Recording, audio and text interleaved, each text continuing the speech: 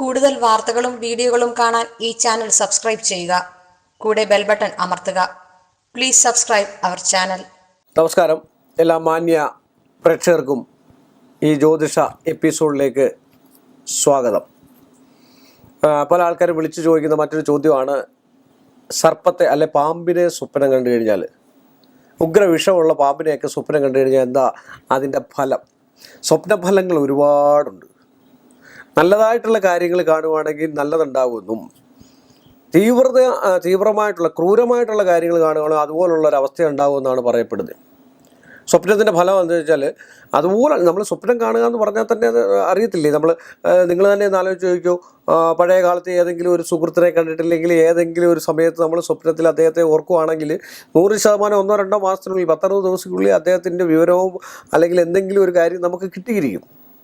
എന്ന് പറഞ്ഞ പോലെ പാമ്പിനെ സ്വപ്നം കണ്ടാൽ എന്താണ്, പാമ്പ് ഇണയാടുന്ന കണ്ടാൽ എന്താണ്, പാമ്പ് കൊത്താൻ വരുന്നത് കണ്ടു കഴിഞ്ഞാൽ എന്താണ്, അത് ദോഷമായിട്ടുള്ളൊരവസ്ഥയായിട്ടാണ്. ദാമ്പത്യ ബന്ധത്തിന് ഒലച്ചിലുണ്ടാകുക, അല്ലെങ്കിൽ ആ ദാമ്പത്യ ബന്ധം തകർക്കാൻ വേണ്ടി ആരോ എന്തൊക്കെയോ ദുരിതങ്ങളോ ദോഷങ്ങളോ നമ്മൾക്ക് വേണ്ടി ഉണ്ടായിട്ടുണ്ടെന്ന് മനസ്സിലാക്കണമെന്നാണ് പറയപ്പെടുക. അതറിഞ്ഞ് നമ്മൾ ജീവിക്കണം. സ്വപ്നഫലത്തിൽ അങ്ങനെയാണ് പറയുന്നത്. ഇതൊക്കെ ആചാര്യന്മാർ പറയുന്നതാണ്. ആചാര്യന്മാർ പറയുന്ന സംഭവങ്ങളൊക്കെ ഗ്രന്ഥങ്ങളിലുള്ള സാധനം ഞാൻ നിങ്ങളുമായിട്ട് ഷെയർ ചെയ്യുകയാണ് ചെയ്യുന്നത്.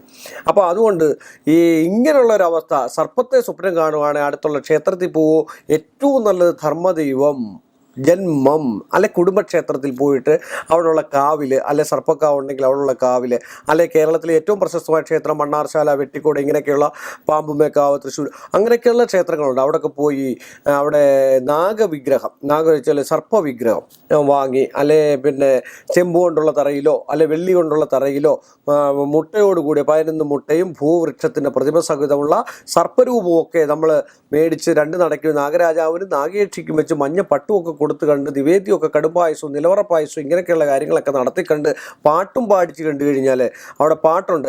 മിക്കവാറും ഉള്ള ക്ഷേത്രങ്ങളിൽ നാഗരാജാവ് നാഗേക്ഷിയെ പ്രതിഷ്ഠിച്ചിരിക്കുന്നിടത്ത് പാട്ട് പാടിക്കാറുണ്ട്. അതൊക്കെ ചെയ്ത് കണ്ട് ത്വഗ്രോഹങ്ങൾ, ദുർസ്വപ്ന ഫലമേ, അതൊന്നും ആ ദുർസ്വപ്നത്തിൻ്റെ ഫലം നമുക്ക് ആഗതമാകാതിരിക്കും. ചെല്ലു പറയത്തില്ല, ഞാൻ മിനിക്കാൻ സ്വപ്നം കണ്ടതേ ഉള്ളൂ ഇന്നത് സംഭവിച്ചു എന്നുള്ളത്. ചില സ്വപ്ന ദർശനമൊക്കെ കൃത്യമാകാനുള്ള സാധ്യത ഉണ്ട്. എന്നാൽ എല്ലാ സ്വപ്നങ്ങളും സാധ്യമാകും എന്നുള്ളത് പറയാൻ പറ്റില്ല. കാരണം എന്താണെന്ന് ചോദിച്ചാൽ ഓരോ സ്വപ്നങ്ങൾക്ക് ഓരോ ഫലങ്ങൾ ആചാര്യന്മാർ നിഷ്കർഷിച്ചിട്ടുണ്ട്. ആ സ്വപ്ന സംബന്ധമായിട്ടുള്ള ഫലങ്ങൾ നീചമായിട്ടുള്ള കാണുകയാണെങ്കിൽ അടുത്തുള്ള ക്ഷേത്രങ്ങളിൽ വഴിപാട് മറ്റു കാര്യങ്ങളൊക്കെ ചെയ്ത് കണ്ടു കഴിഞ്ഞാൽ ആ സ്വപ്നത്തിൻ്റെ ഫലം നമുക്ക് അനുഭവയോഗ്യമല്ലാതെ വരുമെന്നാണ് ആചാര്യന്മാർ പറയുന്നത്. ഇത്രയും പറഞ്ഞുകൊണ്ട് ഈ എപ്പിസോഡ് ഞാനിവിടെ അവസാനിപ്പിക്കുന്നു. വീണ്ടും നല്ലൊരു വിഷയമായിട്ട് വീണ്ടും നിങ്ങളുടെ മുമ്പിൽ എത്തുന്നതാണ്. അതുവരെ എല്ലാ മാന്യ പ്രേക്ഷകർക്കും നിസ്സീമമായ നമസ്കാരം. കൂടുതൽ വാർത്തകളും വീഡിയോകളും കാണാൻ ഈ ചാനൽ സബ്സ്ക്രൈബ് ചെയ്യുക. കൂടെ ബെൽ ബട്ടൺ അമർത്തുക. Please subscribe our channel.